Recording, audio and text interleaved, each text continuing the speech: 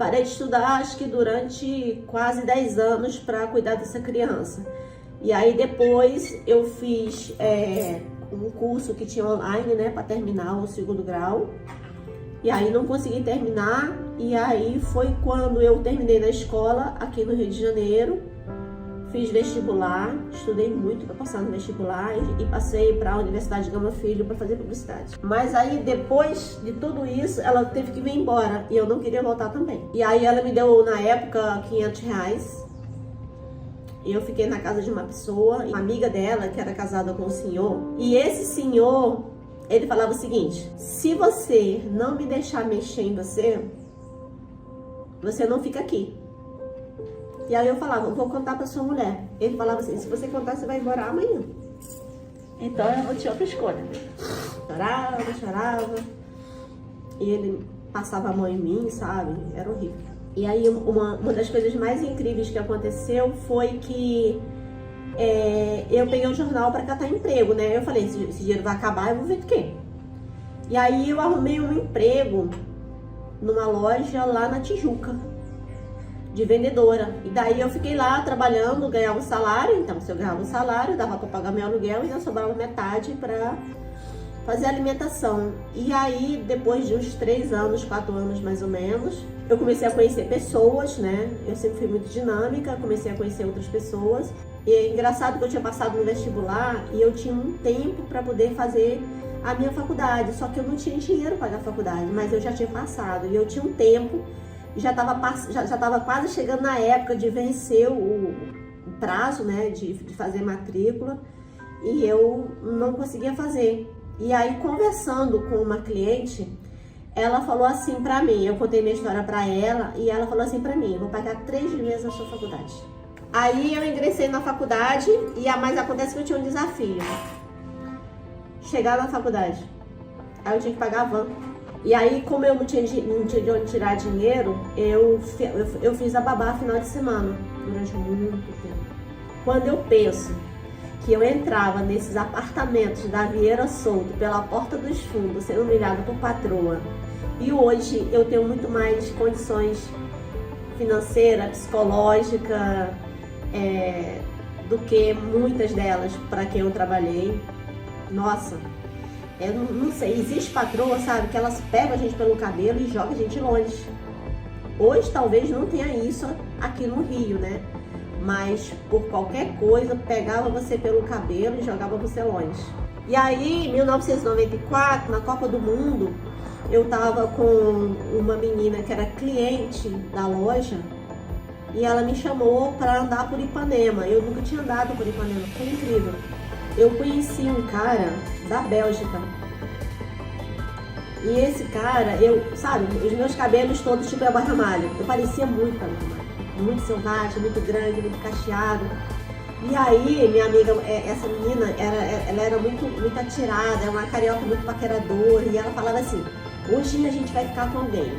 Aí eu falei, mas como assim ficar? Não sei, tratar essas pessoas e tal.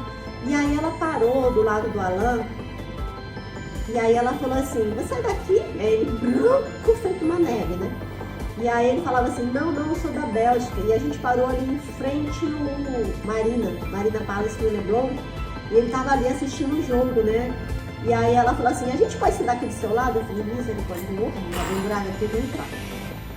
E aí ele começou a conversar comigo e eu só olhava pra baixo, né? Tinha uma vergonha de olhar na cara das pessoas, principalmente o homem. Não olhava, tinha um medo.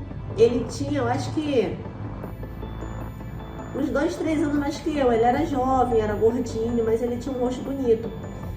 E aí que aconteceu que ele ficou meu amigo, não avançou. Ele pediu o meu contato e a gente conversava pelo Messenger. Então a gente conversava muito pelo Messenger. Aí ele foi embora no país dele, a gente falava todo dia pelo Messenger, a gente ficou amigão. Em 94 a gente se conheceu e a gente ficou conversando muito tempo, quando ele voltava. E aí a gente começou a ficar mesmo, acho que em 97. Ele foi muito paciente comigo. E aí em 97 eu comecei na faculdade e eu fazia a babá. E eu contava pra ele. E ele falou, não, a partir de hoje você não vai mais fazer a babá. A gente era amigo. Quando você tira como babá? Aí eu falava, eu tiro tanto. por semana.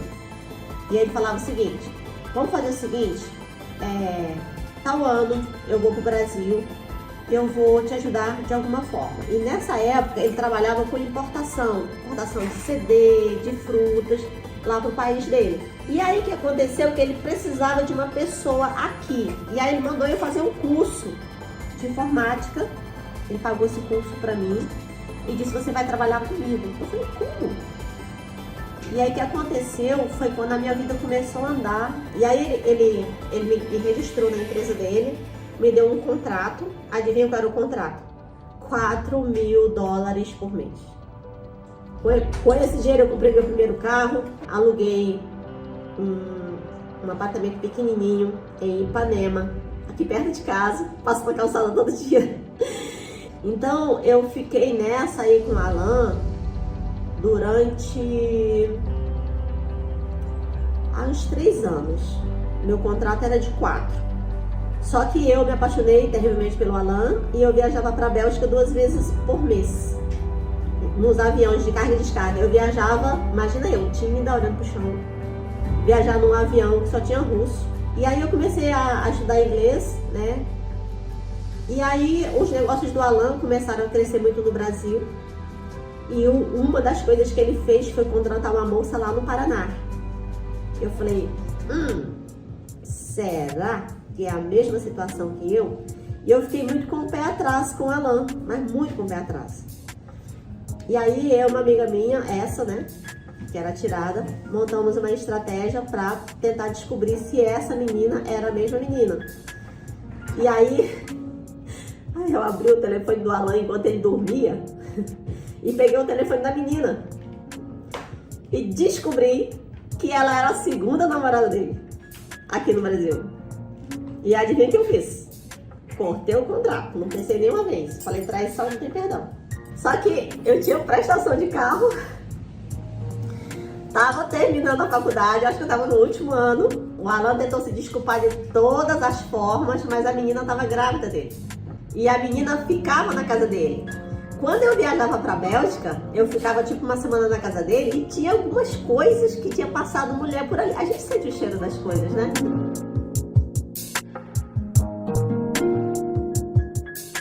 Se você ainda não é inscrito aqui no nosso canal, já se inscreve no nosso canal, aperta o sininho, ativa as notificações para todas as vezes que eu estiver ao vivo, você ser avisada em tempo real. Então já pega essa cadeira e já senta e vamos conversar. Aqui é somente menopausa natural. Dá o seu joinha se eu curtir.